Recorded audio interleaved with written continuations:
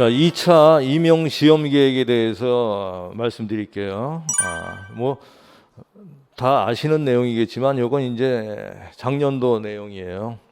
그래도 혹시 올해 시험 처음 보시는 분들을 위해서 알려드리도록 하겠습니다. 자, 1차 시험 합격자 발표는 이제 12월 29일 날 10시 예정돼 있고, 최종 합격자는 2월 10일 10시죠. 자, 2차 시험은 이제 크게 두 가지로 나눠지죠. 수업 능력 평가하고 심층 면접. 여기에 이제 예체능 과목은 이제 실기 평가가 있는데, 예체능을 제외한 교과 과목이나 비교과 과목은 교직 적성 심층 면접을 보고, 교과 과목은 이제 수업 능력 평가까지도 보게 되는 거죠.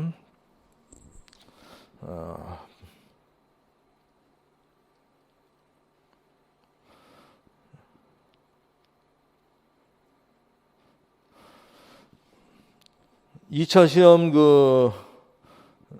수업 실현하고 수업 나눔은 2021학년도 1월 26일 날 계획돼 있고, 심층 면접은 그 다음 날인 1월 27일 날 이제 심층 면접이 진행이 되죠. 교과 구분이고요. 자, 합격자는 1차 합격자, 1차 시험 합격자는 각 과목 만점의 40% 이상을 득점한 사람 중에서 1차 시험의 성적과 취업 지원 대상자 가점을 합산한 점수가 높은 사람부터 차례로 결정한다라고 되어 있고, 1차 합격자는 이제 1.5배수 선발이죠. 최종 합격자는 1차 시험 성적, 취업 지원 대상자 가점 포함, 그다음에 2차 시험 성적, 취업 지원 대상자 가점 포함 합산한 점수가 높은 사람부터 이제 차례로 결정을 하게 된다는 거고, 1차 시험 성적은 가산점을 제외한 교육학 전국 성적이다라고 되어 있죠.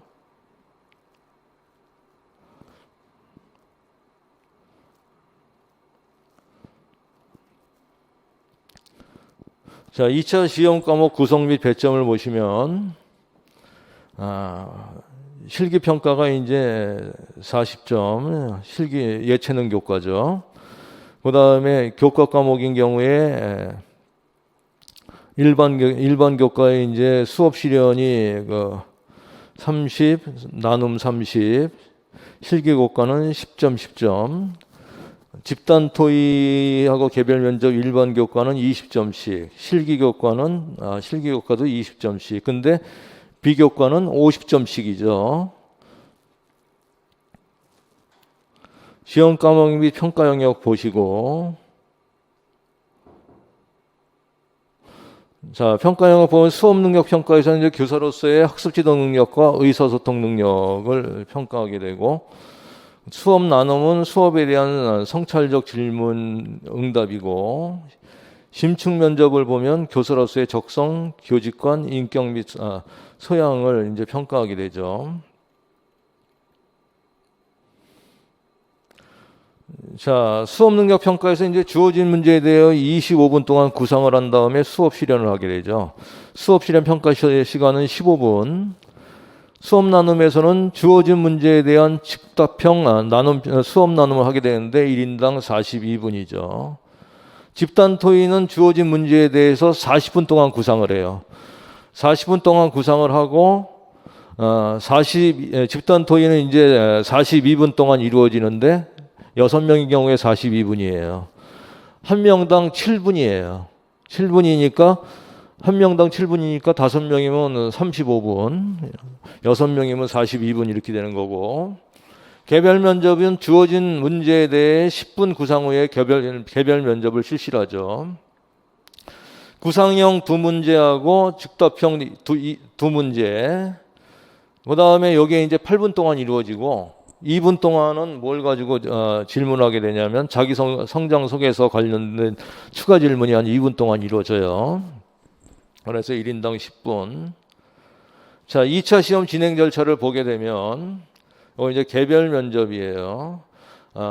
수업 실현하고 수업 나눔, 수업 능력 평가는 여러분들 그동안 준비하시면서 이제 과목별로 수강하셨죠. 거기서 이제 다뤄주니까 저는 이번 시간에는 그 수업 능력 평가를 제외한 심층 면접 부분에 대해서만 이제 강의를 진행을 합니다.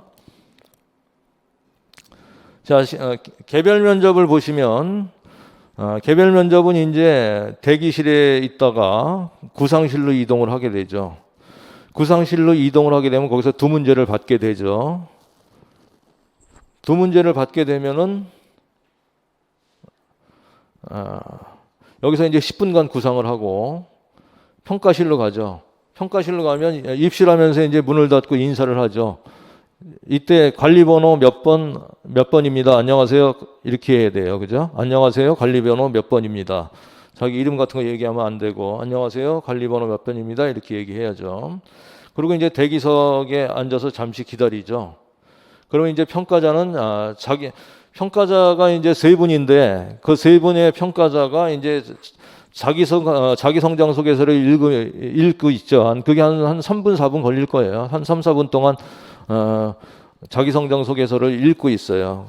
평가위원이 한 세 분 정도 되는데 세 분인데 그 평가위원들은 주로 어느 분들이 하냐면 뭐 교장 선생님이나 교감 선생님이나 아니면은 그 일반 평교사 선생님들이 그 평가위원을 하세요. 평교사 선생님들도 인력풀에 있어요. 그 인력풀에다 올려놓으면 그 중에서 이제 인력풀에 올라오신 선생님들 중에 차출해가지고 이제 평가위원으로 이렇게 위촉을 하거든요. 그래서 이제 평가를 진행하게 되고,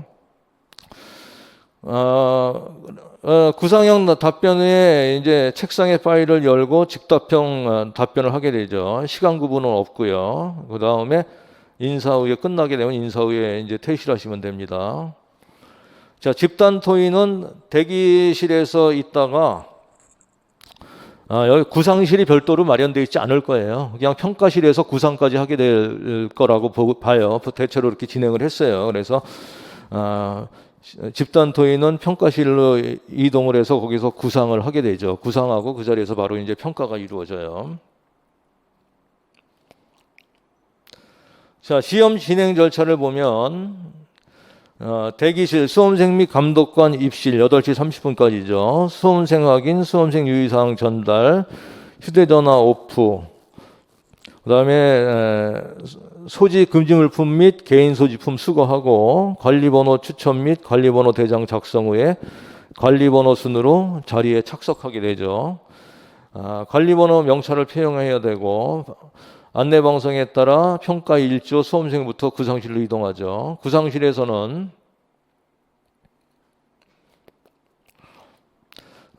문제지를 받아 정해진 시간 내 구상 및 평가 준비를 하게 되고, 구상실에서는 이제 필기도구만 지참 가능하죠. 안내방송에 따라서 평가실로 이동합니다. 자, 평가실에서는 감독관 통제하에 각 평가조별 평가실로 입실을 하고 구상실에서 제공받은 문제지를 지참해야 됩니다. 그 다음에 그 수업 능력, 심층 면접 평가를 실시하고 문제지에 수험생이 메모한 내용 참고 가능하죠. 평가 종료 후에는 문제지를 평가실 내 감독관에게 반납 후에 퇴실하면 됩니다. 자, 유의사항 보시면은 심층 면접 및 수업 능력 평가 순서는 당일 대기실에서 본인이 추첨한 관리번호 순으로 진행이 되고, 관리번호 부여 후에는 해당 시험실 책상의 좌측 상단에 부착된 관리번호를 확인하여 지정된 좌석에 앉아서 본인의 관리번호 순서가 될 때까지 기다려야 되고요. 자, 특별한 경우 이외에는 모자 장갑을 착용하고 시험에 응시할 수 없고, 대기실에서 각종 자료를 열람하거나 메모할 수 없고, 다른 수험생과의 대화 및 자리 이동 등은 금지된다는 거고, 수험생은 휴식 시간 중에도 항상 관리번호 명찰을 표명해야 하고, 화장실 사용 시에는 감독관의 안내를 받아야 합니다. 또한 관리번호 명찰을 표명하지 않은 상태로 화장실 출입은 금지되며, 시험이 시작된 후 화장실 사용은 한 명씩 출입이 허용됩니다. 구상실 입시 이후에는 해당 평가가 끝날 때까지 화장실 이용은 불가합니다. 수험생은 구상실에 입실하면 평가실로 이동하는 경우 외에는 어떠한 경우에도 구상실에서 퇴실할 수 없으며, 임의로 구상실에서 퇴실하는 수험생은 시험 포기자로 간주되어 시험장 밖으로 퇴장 조치합니다. 구상실 입시로 배부받은 문제지 상단에 관리번호를 반드시 기재하신 후 구상을 시작하시기 바라며 수업 실연 또는 답변 구상 내용을 배부받은 문제지 여백에 메모가 가능합니다. 평가실에서 문제지를 소지하여 입실한 후 메모 내용을 참조하여 평가를 받은 후 평가실 감독관에게 반납하시기 바랍니다. 배부받은 문제지에 메모한 내용은 평가하지 않고요. 평가실에서는 수험생 본인의 수험번호, 성명, 인적사항을 언급해서는 안 되며 대기실에서 추첨하여 부여된 관리번호만 밝혀야 되는 거죠. 자, 그래서 집단 토익 시험 운영 및 진행 방법을 보면 처음에 이제 입실에서 자기 본인 그 관리번호에 맞게 착석을 하죠. 그 다음에 이제 기조 발언을 하게 돼요. 기조 발언 토의 전에 기조 발언은 관리번호 순서대로 이제 하게 되죠. 기조 번호는 1분이에요. 1분 넘게 하면 안 돼요. 종쳐요. 그러니까 1분 내에 기조 발언을 해야 되고. 그 다음에 자율 토의는 이제 이게 한 명당 5분이에요. 한 명당 5분. 그러니까 7명이니까 5분이니까 이제 6명이니까 어떻게 돼요? 한 5분 정도 되는 거죠? 28분. 그 다음에 이제 정리 발언도 한 명당 1분씩이에요. 1분씩. 이렇게 해서 이렇게 편성이 되고.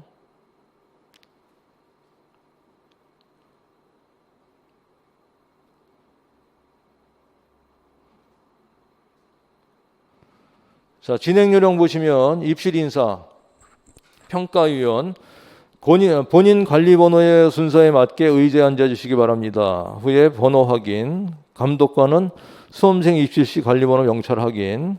감독관은 누구냐면 이제 좀 이따 그림에서 보여드릴게요.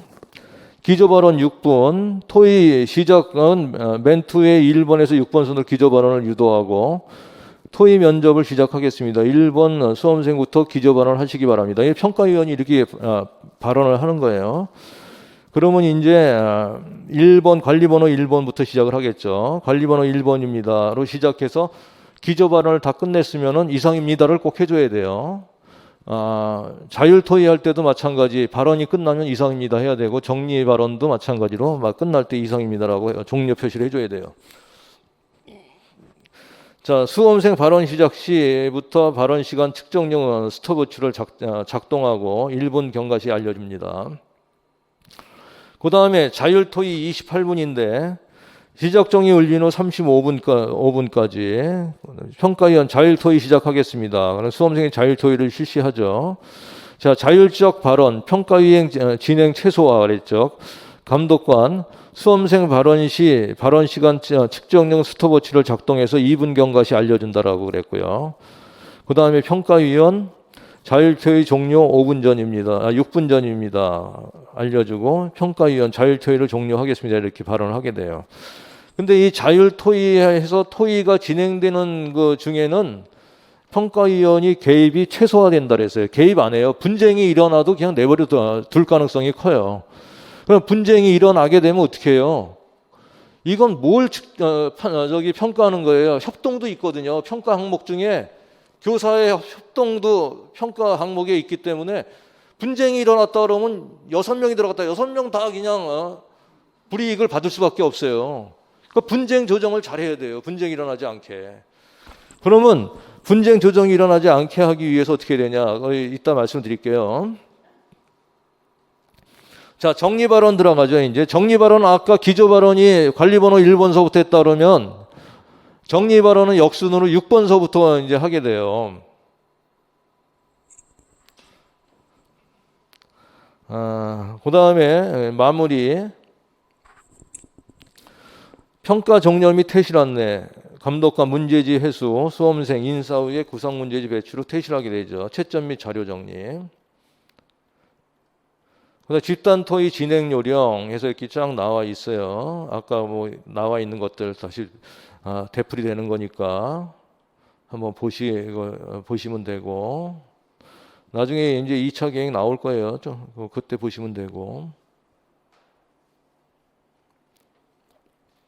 자, 심층 면접, 개별 면접 시간 운영 및 진행 방법 보면은 자, 입실 및 인사 착석, 구상형 이문항 답변, 즉답형 이문항 답변 이게 이제 8분이고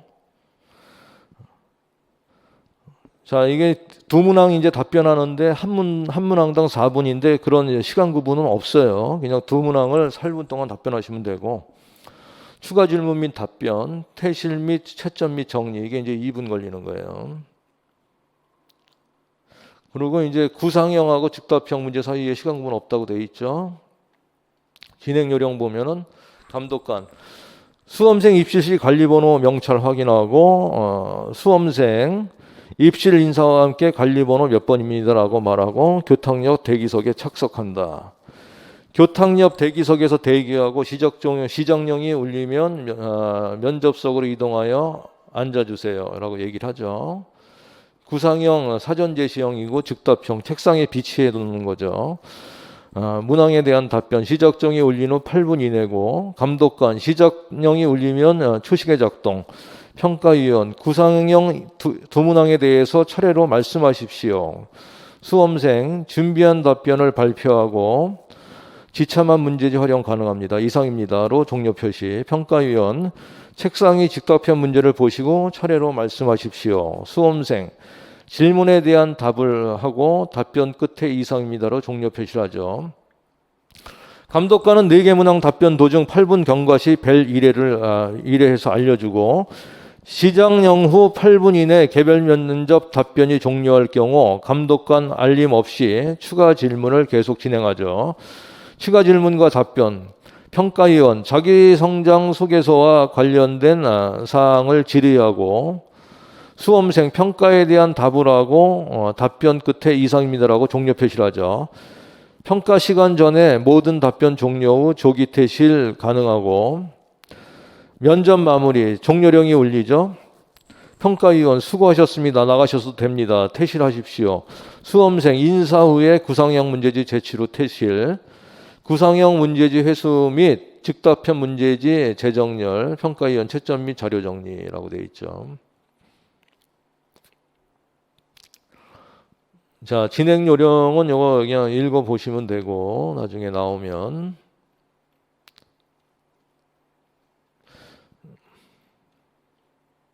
자, 수업 능력 평가 이것도 나중에 계획 나오면 읽어보세요. 그 다음에 이제 자기 성장 소개서를 제출해야 되잖아요. 자기 성장 소개서 제출할 때 유의사항 이렇게 나와 있습니다. 이거 한번 보시고 이건 이제 작년도 문제였어요.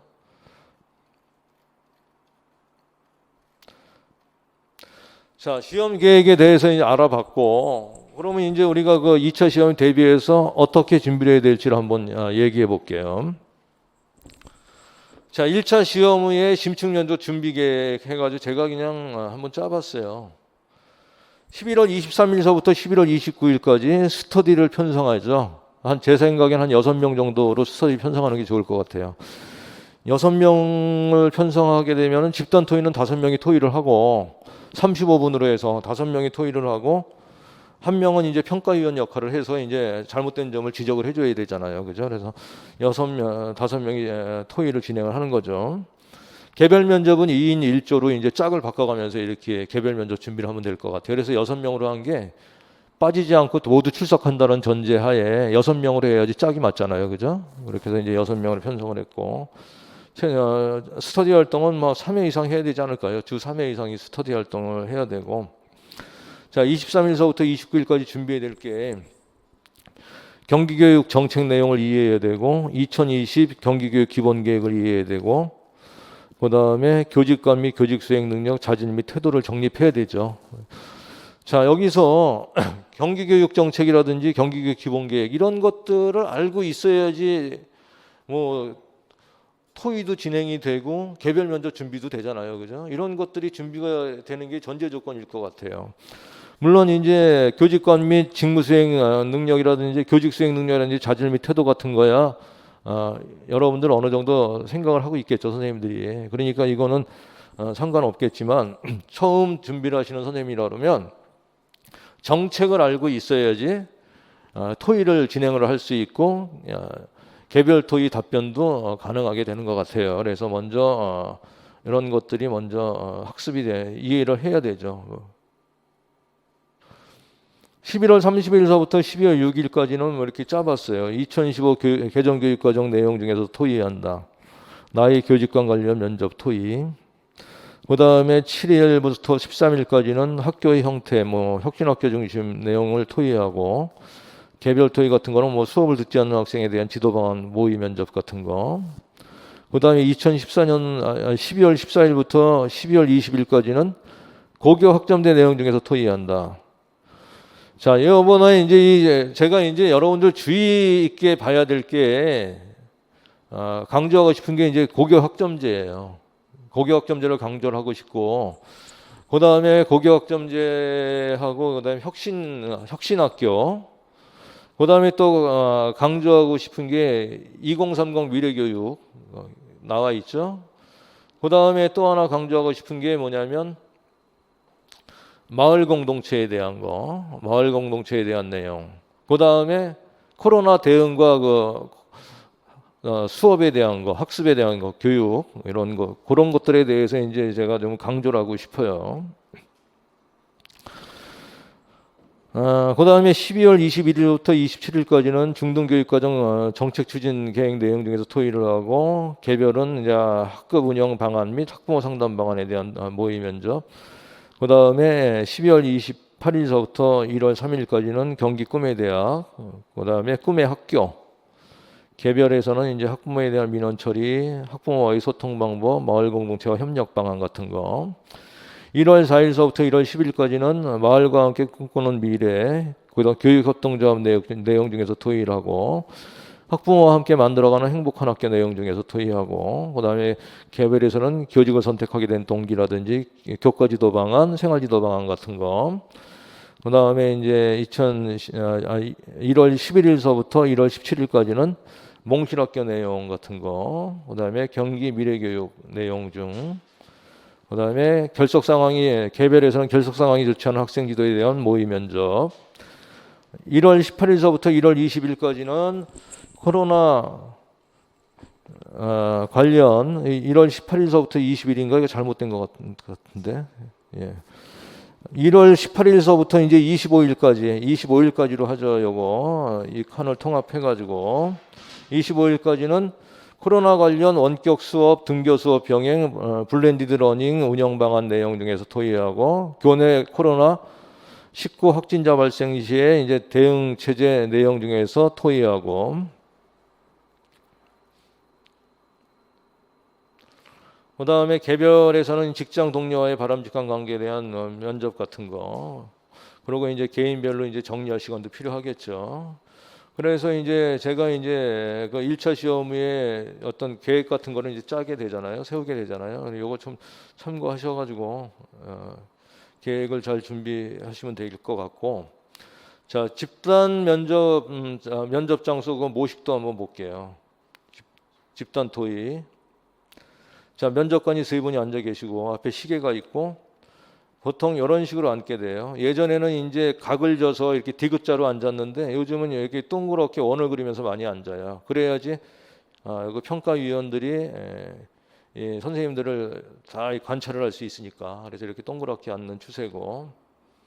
자, 이렇게 자기 자리에 앉죠. 관리번호 1, 2, 3, 4, 5, 6 해가지고 이제 앉게 되면은 1, 2, 3, 4, 5, 6 이렇게 이런 식으로 앉죠. 그래서 그 자리에 앉게 되면 구상 시간 동안 각자 이제 구상을 하고 구상지 뒷면 사용하게 되죠.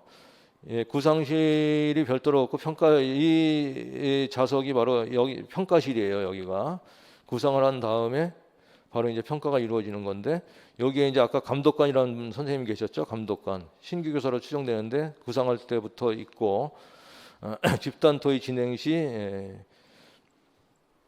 면접 그 시간 같은 거 체크해 주시죠. 이 감독관이에요, 감독관.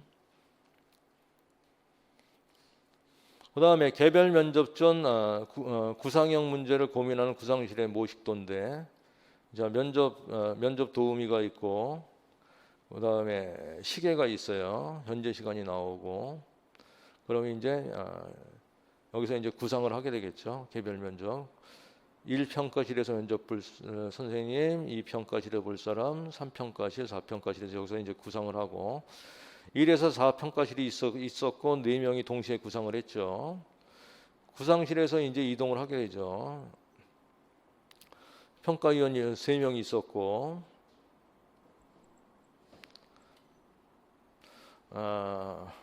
시계가 있고 들어가게 되면 이제 안녕하세요, 관리번호 몇 번입니다라고 얘기하고 문 닫고 여기 앉아 있는 거죠. 앉아 있으면은 한 3, 4분 기다리면은 여기 평가위원들이 이제 자기 성장 소개서를 읽어보는 거예요. 그 시간 동안에 자기 성장 소개서를 읽어보고 이제 준비가 되면 이동하라고 얘기를 해요. 그러면 바로 이 앞에 있는 책상으로 이동을 하게 되죠.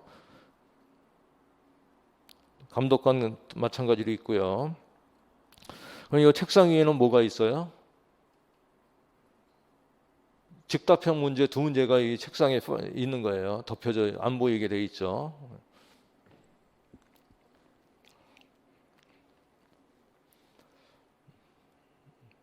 자, 집단 토의를 보시면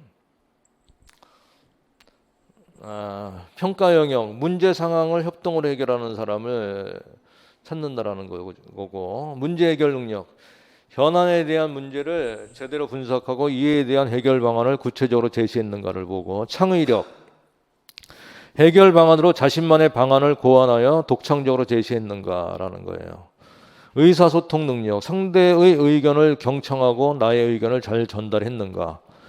실천 능력 및 협업 능력, 해결 방안이 현실적인가, 실천하는 의지가 있는가를 보는 거고, 시험 문제 유형은 실제 학교 현장에서 겪는 문제 사항이나 경기 교육에 대한 사항이고, 자, 집단 토의 요령을 한번 볼게요. 집단 토의 요령은 먼저 정장 차림, 사람의 첫 이미지가 굉장히 중요하잖아요, 그죠? 그래서 그 정장 차림을 하는 게 좋고, 단정한 머리, 그다음에 소리 나지 않는 구두 딱딱딱 소리 나면 듣기 안 좋잖아요, 그죠? 그래서 구두 소리 나지 않게 그렇게 해야 돼요. 뭐 소리 나지 않게 하는 게 구두 굽에다가 이제 그 소리 나지 않는 고무판 같은 거를 구두 가게 가면 붙여주잖아요. 그런 식으로 처리해가지고 소리 나지 않게 하고, 또 정확한 발음과 음량 및 몸짓도 필요하다라는 거고.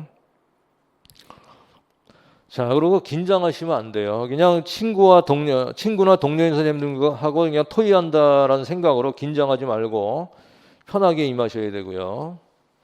그 다음, 발언에는 공동체 의식이 드러나야 하며 효율성과 실현 가능성이 담긴 대안을 제시해야 된다는 거. 자, 말을 잘하는 것이 아닌 공감적 경청과 협업, 의사소통 능력을 보여줘야 한다는 거. 그 다음에 이 자율 토의 같은 거 할 때 돋보이려고 하면 안 돼요. 돋보이려고 하면 안 되고. 저도 이제 그 면접을 참 많이 진행을 해봤거든요. 학교에서 이제 기관자 선생님 뽑을 때마다 면접을 1년에 뭐 한 10번 이상 항상 면접을 진행을 하는데, 그 면접 볼 때 가끔 가다 면접 볼 때 그 선생님 중에 어떤 분들이 있냐면 그 면접 중에 그 발언하는 내용 중에 자기를 어떻게 드러내려고 그러는 거, 자신을 드러내려고, 자기 자랑하는 거, 결국 그런 말씀하시는 분들이 계세요. 그거는 참 뽑고 싶지 않거든요. 그러니까 자율 토의할 때 돋보이려고 하지 말라는 거예요. 자, 회사 같은 경우에는 면접을 2번 내지 3번을 봐요. 2번 내지 3번을 봐서 최종 면접에서는 보통 3명 중에 1명이 합격을 해요. 일반 기업체가. 근데 우리 선생님들은 어때요? 3명 중에 2명 합격하는 거잖아요. 그죠? 예?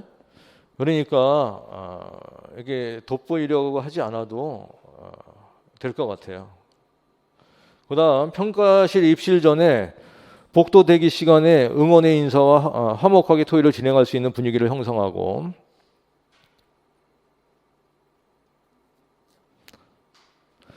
평가 시간은 6인 기준 42분으로 한 명 평균 7분이다.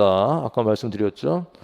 기저 발언과 정리 발언이 2분 소요되고 자율 토의에서 한 명의 발언 시간은 5분 미만이다. 그렇다면 한 명이 1분 30초에서 2분 정도의 발언을 3번 정도 할 수 있죠. 이 평가는 협업과 의사소통 능력을 평가한다. 발언권 분쟁이 일어나도 평가위원은 개입하지 않는다. 발언권으로 과열될 경우를 대비해 평가실 입실 전에 사회자를 정해두자 그랬어요. 이거는 이제 그 평가실 입실하기 전에 이렇게 복도에서 잠깐 대화 나눌 시간에 우리 조 중에서 한 명이 이제 한 명의 사회자를 정해두는 거예요. 이 사회자는 언제만 사회자 역할을 하냐? 분쟁이 일어났을 경우에만. 분쟁이 일어났을 경우에만 그 분쟁 조정, 그 발표 순서를 조정해주는 역할만 하는 거예요. 자율토의는 질문, 반론, 답변, 추가 의견 제시를 통해 문제를 해결하는 말하기다. 자신의 의견을 반론을 제기하면 먼저 수긍하는 태도를 보이고 반론에 대한 의견을 제시한다. 집단 토의를 진행할 때 시선은 항상 발언자에게로 향해야 하며 자신이 발언을 할 때는 토의자들의 반응을 두루 살피는 시선으로 처리해야 하고 평가위원에게 시선을 주지 말아야 한다. 평가위원은 없다라는 생각을 가지고 그냥 토의에 임하시면 돼요. 평가위원은 없다라고 생각하고. 그래야지 또 그냥 내 직장 동료나 내 친구한테 얘기하듯이 이렇게 편하게 진행이 되지 않겠어요? 그 다음에 기저발언과 정리발언 만들기. 제한된 시간에 결국 자기 성장 소개서나 이 심층 면접 이거 전부 다 똑같은 거예요. 결국은 뭐예요? 정해진 시간 내에 나를 채용하라고 나를 홍보하는 거예요. 그죠? 나를 홍보하는 거예요. 그래서 제한된 시간에 나를 채용하라고 홍보하는 자리인 거예요. 불필요한 말로 시간을 소비하지 말아야 돼요. 자기 성장 소개서도 작성할 때 마찬가지예요. 불필요한 말로 짧게 표현해서 내가 전달하고자 하는 내용이 다 전달될 수 있는데도 불구하고 문장을 길게 늘렸으면은 낭비예요. 그죠? 이것도 마찬가지.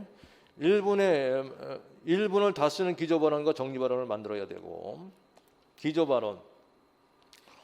제시된 문제에 대하여 자신이 중요하다고 생각하는 가치를 자신의 교직관을 기반으로 교육 및 사회 이슈, 경기 교육 정책, 일화나 사례, 명언 등을 연관시켜 협동의 가치가 드러나도록 말하는 것으로 쉽고 간단하면서 정중하고 격식 있는 용어를 사용해서 말한다. 나만의 색깔이 있는 기저발언 만들기 예시예요.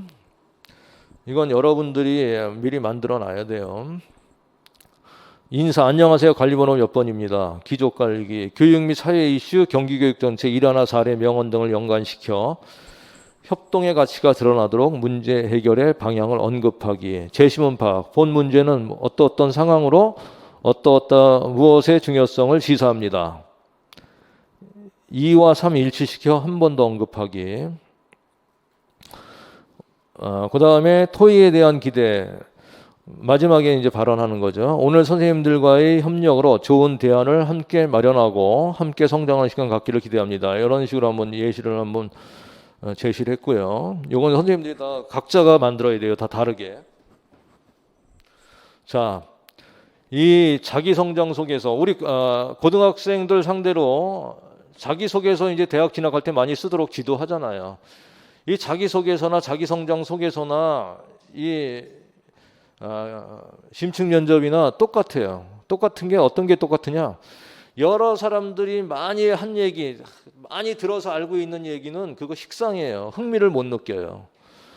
자, 감독관, 평가위원들이 나를 어떻게 판단하게 되냐면 저 사람 괜찮네, 매력 있네, 같이 한번 근무해보고 싶네, 이런 생각이 들도록 해야 돼요. 그러기 위해서는 어때요? 나만의 자기 성장 속에서 나만의 어떤 그 기조 발언, 정리 발언 이런 것들 나만의 거를 만들어야 돼요. 그런 것들은 뭐냐? 될 수 있으면 다른 사람들이 사용하지 않은 그런 말을 가지고 만들어야 되는데, 근데 그 다른 사람들이 사용하지 않은 나만의 이야기를 만드는데 그게 상대방이 들었을 때 저건 뭐 말도 안 되는 얘기야. 그러면 안 되죠, 그죠? 예? 객관성을 담보한 주관성이라고 아까 좀 이따 제가 정리해 놓은 게 있어요. 이따 한번 볼게요. 그 다음 정리 발언 한번 볼게요. 기저 발언과 연계하여 언급하고 반성적 자기 성찰의 내용을 포함한 느낀 점과 배울 점을 언급한다 그랬어요. 예시인데 나만의 색깔이 있는 정리 발언 만들기. 토의에 대한 소감.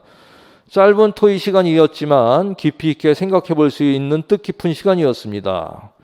토의를 통해 얻은 점 구체적으로 언급, 자신의 기조 발언과 연계하여 반성적 자기 성찰과 느낀 점, 배울 점을 언급한다. 구체적으로 다른 토의자의 의견을 제시하여 언급한다. 다른 사람의 의견을 제시해서 언급해야 되는 게 다른 사람의 의견도 잘 들었다. 그거 보여주는 거죠. 협동의 중요성 강조. 혼자가 아닌 함께할 때 문제를 해결하고 더 나은 교육을 실현할 수 있다는 생각이 들었습니다. 실천 의지. 본 토의 결과를 현장에서 어떻게 활용할 것인지 비전을 내비치며 마무리한다 그랬어요. 개별 면접으로 한번 가볼게요. 수험생과 3명의 평가위원이 마주 앉아 구상형 2문항, 즉답형 2문항, 4문항을 8분 동안 진행하고 자기성장 소개서에서 1문항, 총 5문항을 개별 면접 때 진행을 해요. 자기성장 소개서에서 1문항 이거 질문 안 할 수도 있어요. 다른 질문을 할 수도 있어요. 꼭 자기성장 소개서 질문하는 건 아니에요. 그래도 자기성장 소개서를 읽어봤기 때문에 그걸 읽어보면서 흥미를 느끼는 부분이 있다 그러면 그게 질문으로 나오겠죠. 그죠? 그런 거 준비. 자기성장 소개서 보고도 이 개별 면접에 대비해서 준비를 해야 돼요. 그러니까 이제 같이 이제 스터디 만들어서 자기 스터디 만든 그 선생님들하고 같이 개별 면접 준비할 때 나의 그 자기성장서를 보고 질문들을 만들어서 계속 던져달라고 이렇게 요구를 해야 돼요. 그래서 그런 준비를 해야 되고 답변할 수 있는 준비를.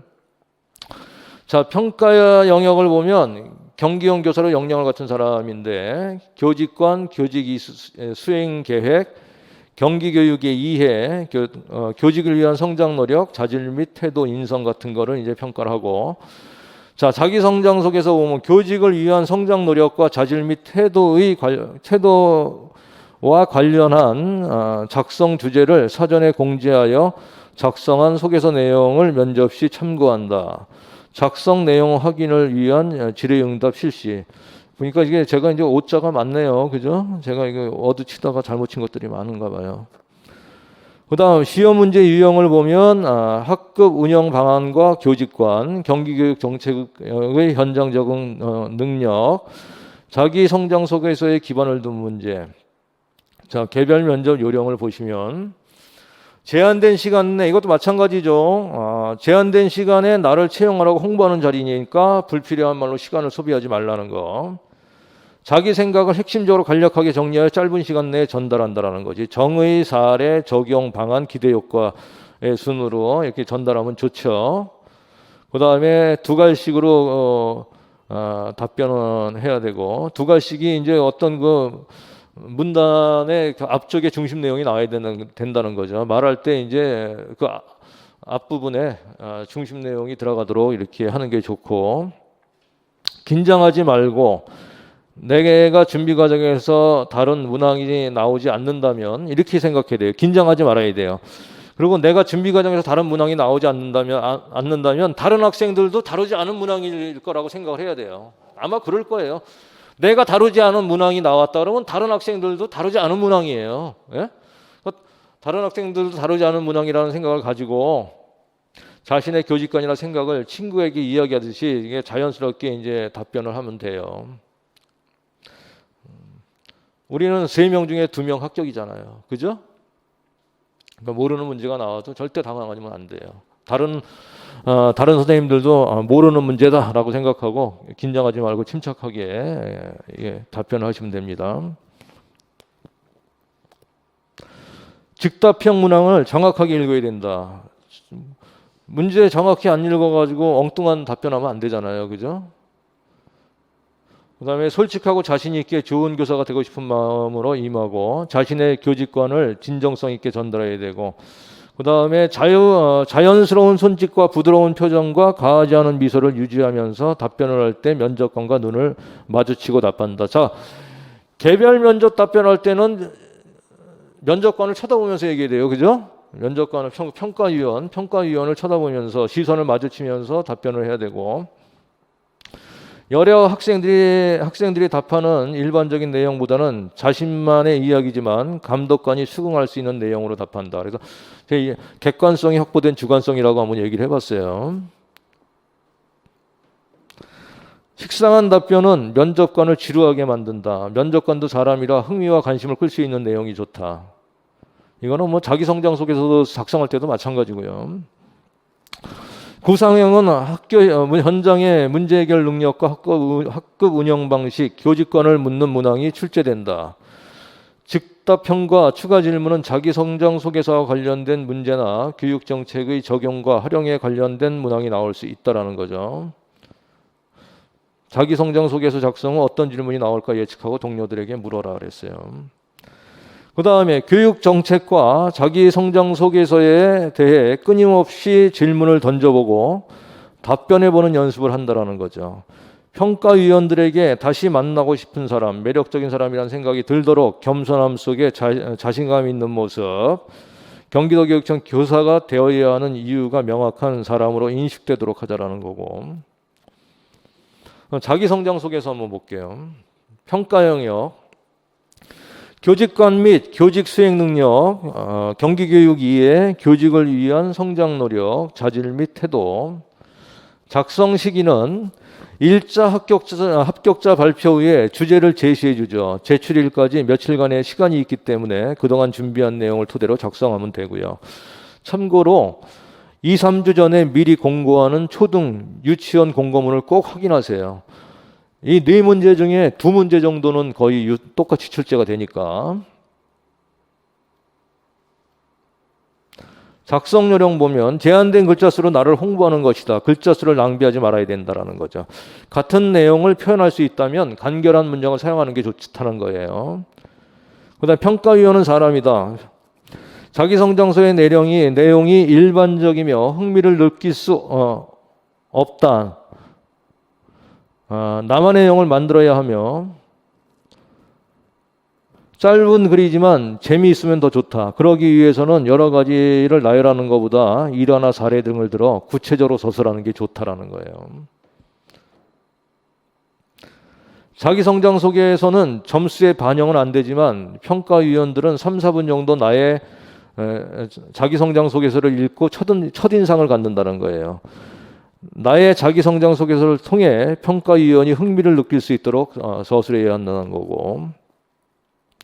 밑줄이나 지난 글씨 사용할 수 있죠. 자기 성장 소개서에 밑줄이나 지난 글씨 사용할 수 있어요. 그래서 밑줄이나 지난 글씨로 중심 내용을 강조하고 그 내용 중에서 나올 질문에도 대비하자 그랬어요. 자, 밑줄이나 굵은 글씨로 강조를 해놓으면 아무래도 그 강조된 부분에서 질문 나올 가능성이 있죠. 그죠? 자, 평가위원들은 교장, 교감 연륜이 있는 교사들이다. 자기 성장 소개서의 내용이 그들의 심기를 불편하게 하는 내용은 금한다라는 거. 자기 성장 소개서 썼는데 뭐 전에 기간제 교사로 근무를 했는데 그때 그 교장 선생님이 너무 권위적이라 참 학교 생활하는데 힘들었다. 그런 내용 쓰면 안 되잖아요. 그죠? 네? 그런 내용 하면 안 돼요. 자, 그 다음에 자기 성장 소개서 쓸 때 높임 표현을 사용한다라는 거. 그 다음에 너무 긴 문장은 지양한다. 문장이 길면 읽기 불편하죠. 그죠? 문장이 너무 길어지면은 그 평가위원들이 짜증나요. 자성서에서 질문이 나오지 않을 수도 있지만 나올 가능성이 크기 때문에 자성서 제출 이후에는 스터디원들과 자성서를 돌려가며 질문하고 답하는 연습을 한다. 정책과 관련된 내용을 자성서에 쓸 때는 그 정책에 대하여 확실하게 이해하고 써야 한다. 정책의 이해 정도가 자성서에도 드러나지만 추가 질문을 유도할 수 있다. 자성서의 내용과 문장의 연결이 매끄러워야 하며 동어 반복 없이 맞춤법이나 띄어쓰기도 잘 지켜서 써야 한다. 애매한 표현은 지양한다. 예를 들어서 한계가 있어 보인다라 이런 표현 하지 말란 얘기예요. 한계가 있다라고 하면 되잖아요. 그죠? 애매한 표현 하지 말고 핵심 내용은 문단의 상단에 위치하도록 두 갈식으로 쓰자라고 돼 있어요. 자, 이렇게 해서 2차 시험 계획하고 준비 요령에 대해서 이제 마치고 교육 정책 쪽으로 들어갈게요.